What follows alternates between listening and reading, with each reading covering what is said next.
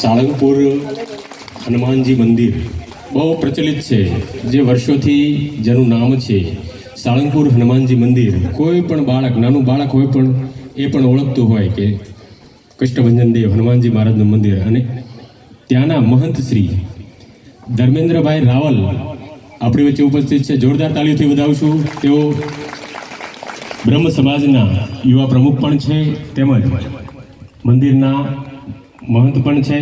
ફરી એકવાર જોરદાર તાળીઓથી વધાવીશું. તેમજ ગઢડાથી પધારેલા મોહન ભગત, તેઓ પણ આપણી વચ્ચે ઉપસ્થિત થશે. તેમજ વરિષ્ઠ નાગરિક એવા જેઓએ આપણને પાવાગઢની કથાની અંદર બહુ જ આર્થિક રીતે, બધી જ રીતે આપણને જે સાથ સહકાર આપ્યો છે એવા હાલુભા ચુડાસમા સાહેબ શ્રીને અમે જોરદાર તાળીઓથી વધાવીએ છીએ. તેમજ બજરંગ દળ અને શિવસેનાના વિશ્વ હિન્દુ પરિષદના આગેવાન એવા મોન્ટુભાઈ માળીને અમે જોરદાર તાળીઓથી વધાવીએ છીએ. જો આપણે બધાના નામ લઈશું તો સમય પણ આપણો ઘણો જતો રહેશે. તો ટૂંકમાં જ એક વાત કરું કે જે પણ સમાજ પધાર્યો છે, સાધુ સંતો, વરિષ્ઠ નાગરિકો, ક્ષત્રિય સમાજ, બ્રહ્મ સમાજ, દલવાડી સમાજ, પ્રજાપતિ સમાજ, 18 વર્ણને અમે મહાકાળી ધામ તેમજ આ મંદિર વતી જોરદાર તાળીઓથી આવકારીએ છીએ. ખાસ જ્યારે બાપુ આપણી વચ્ચે ઉપસ્થિત છે ત્યારે દરેકને પૂર્વ હનુમાનજી મહારાજની જય, રામચંદ્ર ભગવાન કી જય. આજના પાવન પ્રસંગ લાંબુ કાંઈ, કારણ કે સમય બહુ થઈ ગયો છે, પણ ગૌરવનો દિવસ. હમણાં વક્તા મહોદયે વાત કરી કે મા કાળીના ભજનનો પ્રભાવ સમગ્ર કુંભ મેળાની માલિપા, લાખો કરોડો સંતોની માલિપા, જેને મહામલેશ્વરનું બિરુદ મળ્યું છે. આપણે બધા ભાગશાળી થવી અને ગરડા તાલુકા ગૌરવ લઈ શકવી કે અમારા ભાવેશ બાપુએ એક ભજનને તપસ્યા કરી અને આ સમગ્ર જિલ્લાને ઉજાગર કર્યો છે. બ્રાહ્મણ સમાજને નહીં, આજે આવા મહાપુરુષો જ્યારે આપણને મળ્યા છે, તેની કથાની અંદર આપણને વિવેક શું કહેવાય, ભજન શું કહેવાય, માણસ કેમ ભજન કરી શકે, આવી જેની વાણીનો પ્રભાવ માં સંસ્કૃતિની માં કાળીની કૃપાથી મળ્યો છે. અને એને આજે કુંભના સ્થાનની માલપા મહામલ્લેશનું બિરુદ મળે, કેવી ગૌરવની વાત કહેવાય આપણા માટે. ઓહો ભાઈ કહેવાય આપણા બધા, આખા સૌરાષ્ટ્રના કહેવાય. અને બ્રહ્મ સમાજને તો હું ગૌરવથી કહું છું કે તમારો એક મહાપુરુષ આજે કથા વાંચતા આજે કરોડો સાધુની વચ્ચે મહામંડળનું બિરુદ લાવી અને આજ બોટાદની પાવન ધરા ઉપર પધાર્યા છે. અમને લાખ લાખ વંદન. આવા મહાપુરુષનો ભજન કરી અને એ મહામંડળેશ્વરનું પદ ભોગવી અને આજે કેવું ખામયા કર્યા બાપાના. રાજી થઈ જાય આજનો દિવસ. ભાઈએ વાત કરી ને કે મહાકાળીની મલપા મારે બાપા આવવાનું જ હતું, પણ મારે અમરમાના ધોળે એક મંદિર બનાવવાનું છે.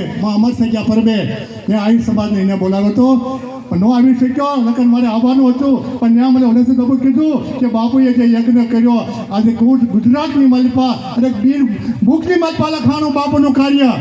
તો આવા મહાપુરુષોને આજે ખૂબ ખૂબ અભિનંદન.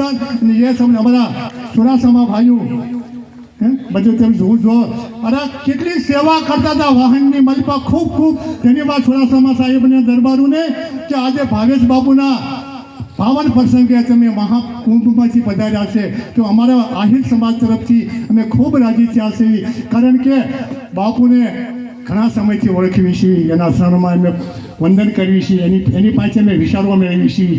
ઘણા ઠેકાને વિચારો જેવાને બાપુને યાદ કરીએ છીએ કે કથાકાર ઘણા છે, પણ અમારો ભાવેશ બાપુની કથાની મલપા મને તમને કંઈક પ્રેરણા મળે છે માનવ જીવન જીવવા માટે. એ આજ મહામંડલેશ્વરનું બિરુદ લઈને આવ્યા છે, તો એમના શરણમાં અમારા લાખ લાખ વંદન. બોલો મહાકાળી માતા કી. આભાર. બહુ સરસ વાત કરી ભગતશ્રીએ. સન્માન કરે ને તેથી કોઈ દુનિયાના કોઈ માણસની જરૂર ન પડે. એ આપણી નજર સમક્ષ છે. તો માણસ શું સન્માન કરે, પણ જેથી જગદંબા મા કાળી ગઢ પાવાની કાળકા જેથી સન્માન કરે ને તેથી સાહેબ દિલ્હીના દરબારમાં બેહારીએ કે એની તાકાત છે, એ આપણી નજર સમક્ષ છે. વધારે સમય ન લેતા સાળંગપુર હનુમાનજી મંદિરના મહંત શ્રી એવા ધર્મેન્દ્રભાઈ રાવલને વિનંતી કરું કે તેઓ પ્રસંગને અનુરૂપ ટૂંકમાં આપણને વાત કરે. આજે એક વધારાની જય બોલાવું છું. પરમ પૂજ્ય ધર્મધુરંદર 1008 ભાવેશ બાપુની, પરમ પૂજ્ય ધર્મધુરંદર 1008 ભાવેશ બાપુની. આપણી વચ્ચે અત્યારે હવે ભાવેશ બાપુ હતા અને હવે મહામંડલેશ્વર થવાથી જય બોલાવવાના અધિકારી પણ થયેલા છે. દરેકને ધ્યાનમાં હોય તો દોરું છું. આ અમારા બ્રહ્મ સમાજ માટે તો ગૌરવની વાત છે, પણ બાપુએ હમણે કીધું એની જેમ બોટાદ જિલ્લા માટે પણ ગૌરવની જ વાત છે. કારણ કે મહામંડલેશ્વરના પદો ગુજરાત આખામાં આંગળીના ટેરવે ગણાય એટલાય નથી હો. એમાંનું એક આ પદ મળેલું છે. તો ભાવેશ બાપુની આ સિદ્ધિ છે અને આ સિદ્ધિની વચ્ચે આપણને ઉપસ્થિત રહેવાનો જે મોકો મળ્યો, એમનું આગમન કરી એમનું સ્વાગત કરવાનો મોકો મળ્યો, એ પણ આપણા અને મારા પણ અહોભાગ્ય છે. વધારે વિલંબ નહીં કરતા, સમય બહુ થઈ ગયો છે, બધાને પ્રસાદ ભોજન બાકી છે, વક્તાઓ પણ બાકી છે, માટે ભાવેશ બાપુના વંદનમાં હનુમાનજી મહારાજ અને મહાકાળી માતાની અને મા ગાયત્રી માતાની ભક્તિ આ એનું પરિણામ છે. એમના જીવન ઉપરથી જોવા મળે છે. એમની દરેક વાણી, વર્તન અને વિનય વિવેકમાંથી જોવા મળે છે. વ્યક્તિને જોવો હોય તો ખાલી બોલવાનો અને કર્મ કરવાનો સિદ્ધાંત અલગ અલગ હોય, એ વ્યક્તિમાંથી કાંઈ શીખવા મળતું નથી. ભાવેશ બાપુ જે બોલે છે એ કરે છે ને એનાથી વધારે કરે છે, જે બહાર નથી કહેતા એવું એનું અંગત જીવન છે. સંસારી હોવા છતાં સાધુ થઈને જિંદગી જીવે છે. સંસારી હોવા છતાં કદાચ મારા હિસાબે અન્નનો કેટલા સમયથી ત્યાગ કરેલ છે. ફક્ત ફ્રૂટ ઉપર રહી અને મા કાળી માતાની આ ભક્તિ કરી રહ્યા છે. અને બાપુએ હમણાં કીધું એની જેમ કે મા કાળી માતાની ભક્તિનો જ પ્રતાપ છે. બાકી આટલી ઉંમરમાં આ પદ મળવું કાંઈ નાની હુની વાત નથી. ઘણા બધા મોટા મહામંડલેશ્વરો થવાને લાયક છે અને ઘણા બધા હોડમાં હોય અને ઘણા બધા શક્તિમાન પણ હોય છે, પરંતુ આ પદ ઇઝીલી મળતું નથી. આ પદ મેળવવા માટે પોતાનો શ્રમ, ત્યાગ, ભક્તિ, ભાવના વ્યક્તિઓ સામે પ્રગટ કરવી પડે અને એમની ગેરહાજરીમાં અને એમની હાજરીમાં બીજા વ્યક્તિઓ પાસેથી એના મંતવ્યો લેવામાં આવતા હોય છે અને મંતવ્યોના આધારે આ પદ મળતું હોય છે. હું પૈસા ખર્ચું મને મળી જાય, આ બજારમાં મળતી વસ્તુ નથી ને નથી જ. પૂજ્ય ભાવેશ બાપુના ચરણોમાં વંદન કરી અને વિરમું છું. પૂજ્ય ભાવેશ બાપુ, અમને તમારા ચરણોમાં રહેવાનો અને તમારી સાથે રહેવાનો જે લાભ મળે છે એ માટે અમે અમારી જાતને ધન્ય અનુભવીએ છીએ. ફરીથી કટ્ટભંજન દેવ, મા કાળી મા અને મા ગાયત્રી માતાના ચરણોમાં પ્રાર્થના કરીએ કે તમારી ઉત્તરોત્તર પ્રગતિ થતી રહે, ભક્તિભાવ દુનિયાનો વધતો રહે અને આમ સમાજ સેવક વધતો રહે એવી ભગવાનના ચરણોમાં પ્રાર્થના સાથે વંદન.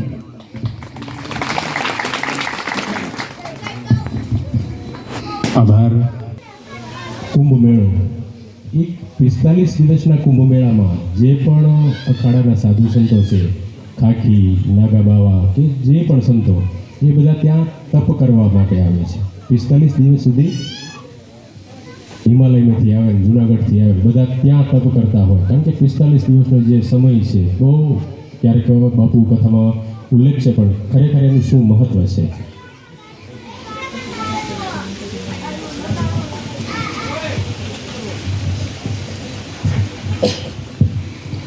તો એ બધા સાધુ સંતો તો ત્યાં તપસ્યા કરતા, પણ જ્યારે આપણા મહામંડલેશ્વર એવા પૂજ્ય બાપુ આપણી વચ્ચે રહી, સમાજની વચ્ચે રહી, સંસારની વચ્ચે રહી, માં જગદંબાની સાક્ષીએ નાનપણથી અત્યાર સુધીનું જે તપ હતું ને સાહેબ, આપણે માણસની કેવી ઈચ્છા હોય કે તરત મને એનું ફળ મળી જાય. મેં આમ કર્યું તો 2 મિનિટમાં ફળ હોવું. સાહેબ 2 મિનિટમાં ક્યારે, બાપુ ઘણીવાર કથામાં કહે છે કે જ્યારે તમારી ભક્તિ ક્યારે પાકે? 13 વર્ષે પાકે. સાહેબ આ 13થી વધારે વર્ષો થઈ ગયા ત્યારે પૂજ્ય બાપુનું તપ અને એની ભક્તિ પાકી છે, ત્યારે મહામંડલેશ્વર થયા છે. 2 મિનિટમાં કાંઈ કોઈ વસ્તુનું ફળ મળતું નથી. આપણે ઝાડ વાવીએ તો મોટું થવામાં તે મહિનો 2 મહિના લાગે ને પછી ફળ આવતા હોય છે. પૂજ્ય બાપુ મહામંડલેશ્વર બનીને આવ્યા છે, એને અનુસંધાને બાપુ મીડિયાવાળા પણ આવી રહ્યા છે, જેઓ તમારું ઇન્ટરવ્યૂ લેવા માગે છે. ટૂંક સમયમાં થોડીક વારમાં આપણી વચ્ચે ઉપસ્થિત થશે. ત્યાં સુધીમાં જે આપણી વચ્ચે ગુંજતું એવું નામ એવા હાલુભા સાહેબ, હાલુભા ચુડાસમા સાહેબને વિનંતી કરું કે પ્રસંગને અનુરૂપ આપણને ટૂંકમાં અને સારી વાત કરશે. હાલુભા સાહેબ ચુડાસમા.